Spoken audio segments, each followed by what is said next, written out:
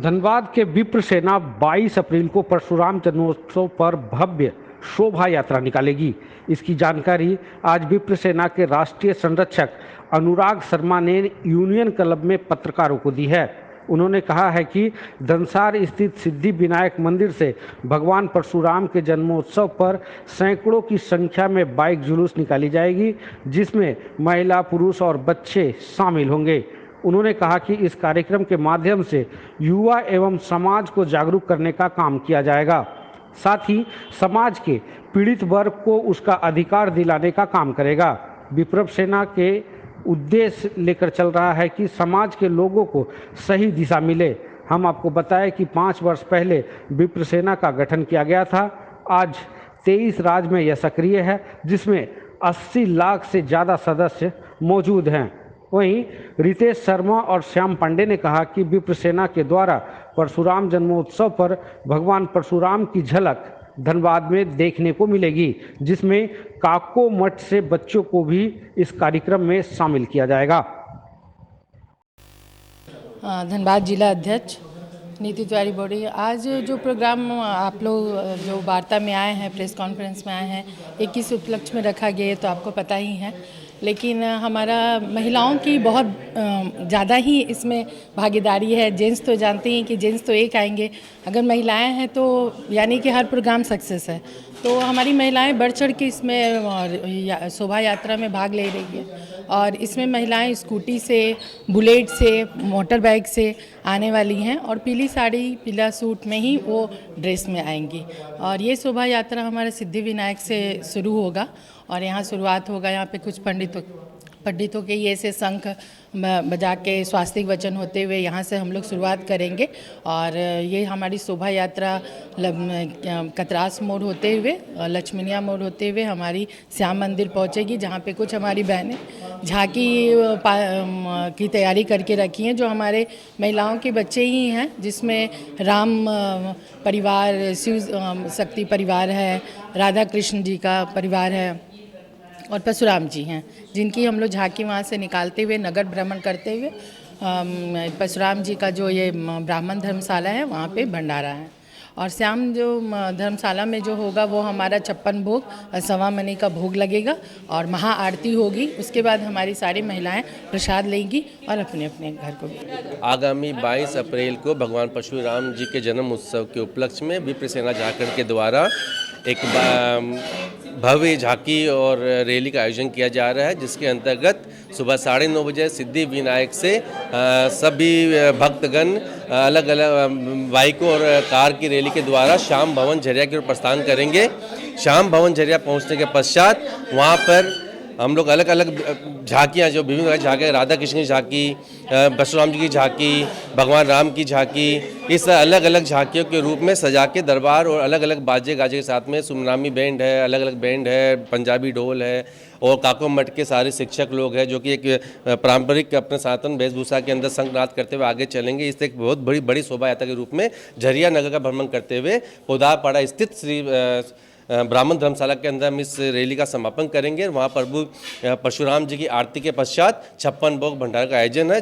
आगामी 22 अप्रैल को मृत्युंजय भगवान परशुराम जी का प्राकट्योत्सव है और झारखंड इकाई द्वारा धनबाद के अंदर भव्य शोभा यात्रा और मोटरसाइकिल रैली का आयोजन किया जा रहा है, जो धनसार से रवाना होकर मोटरसाइकिल रैली और झरिया में श्याम मंदिर प्रांगण तक पहुंचेगी और उसके बाद के अंदर नगर भ्रमण होगा, जिसके अंदर विभिन्न प्रकार की शोभा यात्राएं होगी और उसका समापन ब्राह्मण धर्मशाला झरिया में होगा। वहाँ पर भंडारा होगा, 56 भोग होगा, उत्सव होगा और मृत्युंजय भगवान परशुराम जी की स्मृति में उनको याद करते हुए उनके जो आदर्श हैं उन पर चलने का संकल्प विप्र समाज लेगा। ब्राह्मण समाज के युवा, जो कि भगवान परशुराम जी के प्रतीक के रूप के अंदर आज यहाँ है।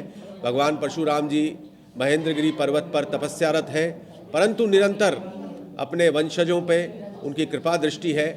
और आज जो भी कार्यक्रम विप्र सेना के द्वारा पूरे देश के अंदर संचालित किए जा रहे हैं, हम ये मानते हैं कि भगवान परशुराम जी का उसके ऊपर आशीर्वाद है, उनका वरदहस्त है।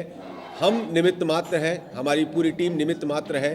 भगवान परशुराम जी जो संस्कार का काम, जो सनातन संस्कृति की रक्षा का काम विप्र सेना के द्वारा, हम सब के द्वारा करवा रहे हैं, वो हम कर रहे हैं। और आज यहाँ धनबाद की धरा पर झारखंड इकाई द्वारा जो ये कार्यक्रम तैयारी हम लोग पिछले 15 दिनों से कर रहे हैं। जो झांकियाँ हैं उसमें महिला शाखा जो हमारी है, धनबाद जिला अध्यक्ष नीतू जी के अंडरटेकिंग में पूनम शर्मा जी हैं, झरिया नगर अध्यक्ष है, मयूरी ओझा है, ये हमारी कार्यकर्ताएं हैं महिलाओं की। ये सब सारा कार्यक्रम तैयार कर रही है झांकी का। महाआरती का भी एक प्रोग्राम है जिसमें 11 महिलाएं शिरकत करेगी। 108 दिए के साथ भगवान परशुराम का आरती होगा। इसके पूर्व वहाँ पर पूजा होगी भगवान परशुराम जी की, हवन होगा। उसके बाद में फिर 21 पुजारीगण शंख ध्वनि के साथ शुभारंभ करेंगे शोभा यात्रा का। लेकिन सर, आपने कहा कि विप्र सेना में लगभग 10,000 लोग जो हैं वो जुड़ चुके हैं। अच्छी बात है, परशुराम जी के जन्मोत्सव महोत्सव आप लोग कार्यक्रम आयोजित कर रहे हैं, लेकिन समाज के उत्थान के लिए क्या कुछ आप लोगों के पास प्लानिंग है? समाज का उत्थान कैसे करें? देखिए, समाज के उत्थान के नाम पर लोग यही देखते हैं कि कितने विद्यालय बनाए, कितने धर्मशालाएं बनाए, कितने यूथ हॉस्टल बनाए। विप्र सेना का एक्चुअली जो मिशन है वो मिशन है सड़क सत्ता संघर्ष। जैसा हमारे राष्ट्रीय अध्यक्ष सुनील तिवारी जी कहते हैं कि राजनीति के क्षेत्र में जो ब्राह्मण का जो वर्चस्व कम हुआ है उसको स्थापित करने के लिए ब्राह्मणों को अपनी शक्ति का एहसास कराना। और इसका उदाहरण राजस्थान में हुआ है। राजस्थान में विप्र आयोग का गठन हो गया है, ये अपनी शक्ति के कारण ही हुआ है। तो राजनीति में अच्छे युवा राजनीति में आए और देश और समाज का सबका भला करें, यही हम लोगों का ध्येय है। और इस तरह के जो छोटे छोटे कार्यक्रम होते हैं, जैसे गरीब कन्याओं की विवाह की बात हो, या इस तरह कोरोना काल में जब पुजारियों को बहुत दिक्कत थी, मंदिर के पट बंद थे, उनके भूखे मरने की नौबत आ गई थी, उस समय लगभग 10,000 पुजारियों को राजस्थान के अंदर में मुफ्त भोजन 10-10 हज़ार रुपये उनको मदद की गई पूरे राजस्थान में। झारखंड में भी हम लोगों ने बहुत सारा काम किया कोरोना में। उस समय में लोगों को घर तक सूखा राशन वगैरह पहुंचाया है। इस तरह के सेवा कार्य लगातार चलते रहते हैं। जैसे अपने स्थानीय नीति के अनुसार छठ पूजा हम लोगों का बहुत बड़ा पर्व होता है। छठ पूजा पर यहाँ पर घाट पर बहुत सुंदर कार्य हुए, झरिया में, धनबाद में भी हुआ है इस तरह का कार्यक्रम। तो लगातार इस तरह के सेवा भाव वाले जो कार्य होते हैं वो चलते रहते हैं हम लोगों के। हमारे भगवान परशुराम चिरंजीवी है और आज भी जीवित है, ठीक है। तो ये है ये उत्साह का समय है। 22 तारीख को ये उमंग का समय है। इस समय हमारे विप्र समाज का ही नहीं, मैं विप्र समाज की ओर से प्रस्ताव लाया गया है, लेकिन समस्त समाज के लोग इसमें भगवान विष्णु के 10वें अवतार चिरंजीवी भगवान परशुराम जी का जन्मोत्सव मनाने के लिए पूरा धनबाद, पूरा झरिया, पूरा गोविंदपुर, पूरा कतरास, पूरा धनबाद डिस्ट्रिक्ट एक साथ एकत्रित होकर इसका उत्साह बढ़ाएंगे। इसमें सभी समाज के लोग इसमें बढ़ चढ़कर सहयोग भी कर रहे हैं और हिस्सा भी ले रहे हैं। और इसमें नया जो जनरेशन है, ये आपको एक उमंग दिखेगा, एक उत्साह दिखेगा। ये आनंद का पल है जिसमें झांकियाँ हैं और अलग अलग चीज़ों का मतलब प्रदर्शन है। सबसे पहले हमारा सनातन धर्म जो है, उस धर्म के प्रति वेदोच्चारण और जो संस्कार विधि है, जो हमारे भगवान परशुराम के द्वारा बताए गए जो कदम है, उस कदम पे चलने के लिए हम लोग करेंगे। और मिला जुला कर एक चीज़ है कि हम लोग एक उत्साह का माहौल एक दिन मना रहे हैं। आप भी आइए और समस्त धनबाद वासियों को निमंत्रण है कि इस पल में इस एक भव्य आयोजन जो है आप सबके द्वारा निर्मित है और आप सबको इस उत्साह का आनंद लेना चाहिए। यही विप्र समाज संगठन के जो अध्यक्ष उन्होंने कहा है कि ब्राह्मण जो है वो दलित की श्रेणी में है और भगवान परशुराम जन्मोत्सव आप लोग मना रहे हैं, कार्यक्रम का आयोजन कर रहे हैं, लेकिन समाज के उत्थान के लिए क्या कर रही है? देखिए, सबसे अच्छी बात क्या है कि आप